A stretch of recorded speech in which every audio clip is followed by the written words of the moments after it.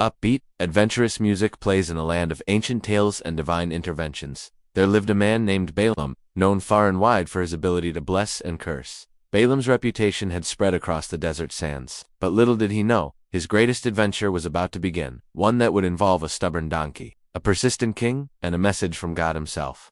Music swells. Our story begins in the bustling kingdom of Moab, where King Balak paces nervously in his opulent palace. His eyes dart from window to window, scanning the horizon for signs of an approaching army. You see, the Israelites, fresh from their exodus from Egypt, are camped on the borders of his land, and Balak, well, he's more than a little worried. These people are too powerful, Balak exclaims to his advisors, his golden robes swishing as he gestures wildly. We must do something before they devour us like an ox licking up the grass of the field. But what can one king do against such a mighty force? Balak's eyes light up as an idea strikes him. I know. We'll summon Balaam, the great seer. Surely his curses can turn the tide in our favor.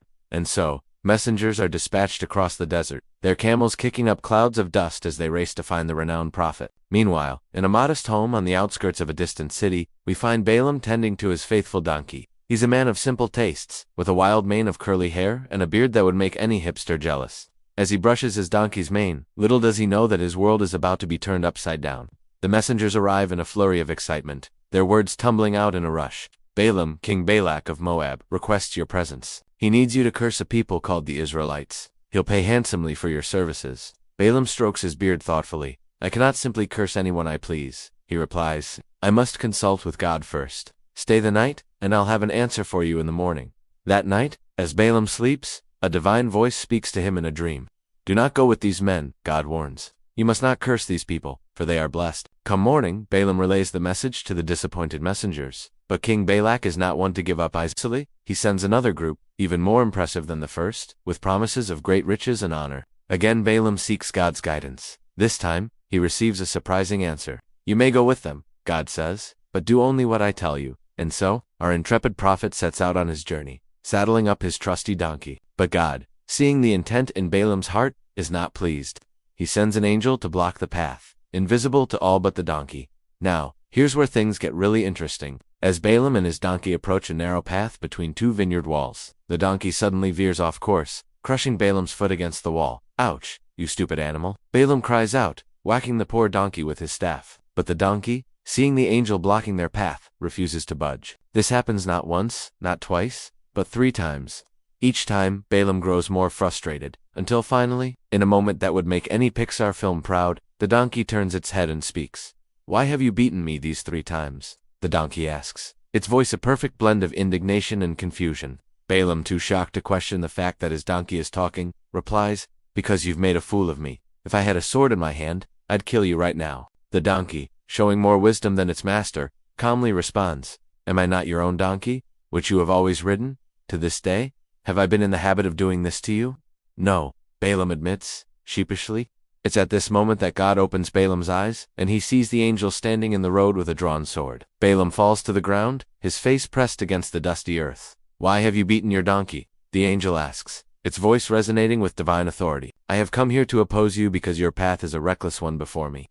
The donkey saw me and turned away from me these 3 times. If it had not turned away, I would certainly have killed you by now, but I would have spared it. Balaam, humbled and afraid, realizes the error of his ways. He offers to turn back, but the angel instructs him to continue, with a stern warning to speak only what God commands. And so, our chastened prophet arrives at last in Moab, where King Balak eagerly awaits him. The king, resplendent in his royal robes, leads Balaam to a high place overlooking the Israelite camp. Curse them for me, Balak demands, his eyes gleaming with anticipation. But Balaam, mindful of his encounter with the angel, opens his mouth and speaks words of blessing instead of cursing.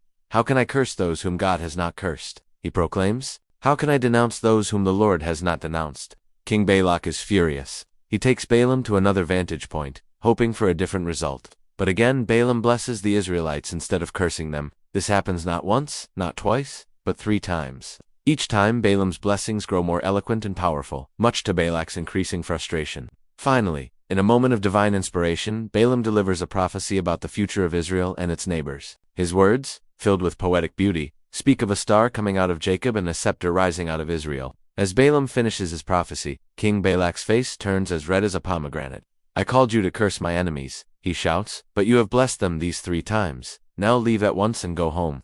I said I would reward you handsomely, but the Lord has kept you from being rewarded. Balaam, his eyes twinkling with newfound wisdom, replies, "Did I not tell your messengers whom you sent to me, that even if Balak gave me all the silver and gold in his palace, I could not do anything of my own accord, good or bad, to go beyond the command of the Lord?" And with that, our unlikely hero mounts his faithful donkey, who, by the way, remains stubbornly silent from this point on, and begins his journey home. As he rides off into the sunset, Balaam reflects on the incredible adventure he's just experienced. He's learned that true wisdom comes not from earthly riches or fame, but from listening to the voice of God. He's discovered that sometimes the most unexpected messengers, like a talking donkey, can deliver the most profound truths. And most importantly, he's realized that no amount of human scheming can thwart the plans of the Almighty. As the sun dips below the horizon, casting long shadows across the desert landscape, we're left with a sense of wonder at this strange and marvelous tale.